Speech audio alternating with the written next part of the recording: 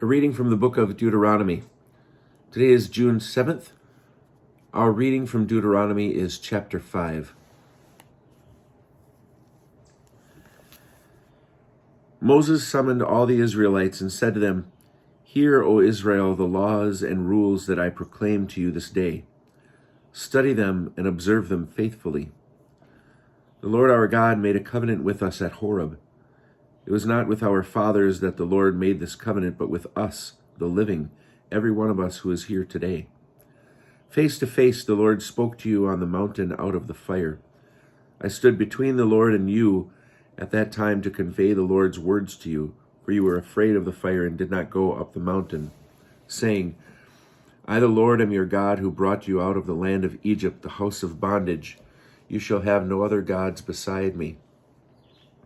You shall not make for yourself a sculpted image, any likeness of what is in the heavens above, or on the earth below, or in the waters below the earth. You shall not bow down to them or serve them, for I, the Lord your God, am an impassioned God, visiting the guilt of the parents upon the children, upon the third and upon the fourth generations of those who reject me, but showing kindness to the 1,000th generation of those who love me and keep my commandments. You shall not swear falsely by the name of the Lord your God, for the Lord will not clear one who swears falsely by his name. Observe the Sabbath day and keep it holy as the Lord your God has commanded you. 6 days you shall labor and do all your work, but the 7th day is a Sabbath of the Lord your God. You shall not do any work. You, your son or your daughter, your male or female slave, your ox or your ass, or any of your cattle, or the stranger in your settlements, so that your male and female slaves may rest as you do. Remember that you were a slave in the land of Egypt, and the Lord your God freed you from there with a mighty hand and an outstretched arm. Therefore the Lord your God has commanded you to observe the Sabbath day.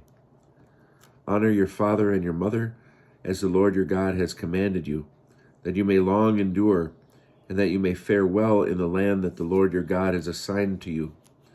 You shall not murder, you shall not commit adultery, you shall not steal, you shall not bear false witness against your neighbor, you shall not covet your neighbor's wife, you shall not crave your neighbor's house or his field, or his male or female slave, or his ox, or his ass, or anything that is your neighbor's.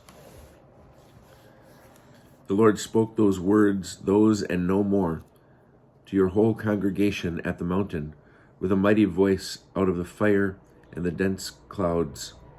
He inscribed them on 2 tablets of stone, which he gave to me.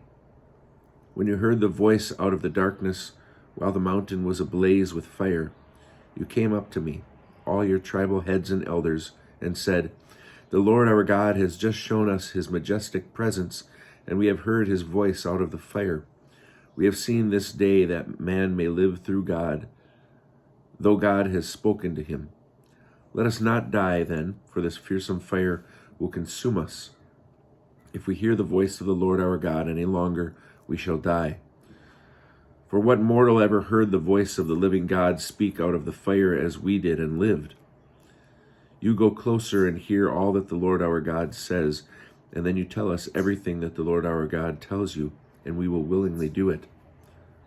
The Lord heard the plea that you made to me, and the Lord said to me, I have heard the plea that this people have made to you. They did well speak thus. May they always be of such mind to revere me and follow all my commandments, that it may go well with them and with their children forever.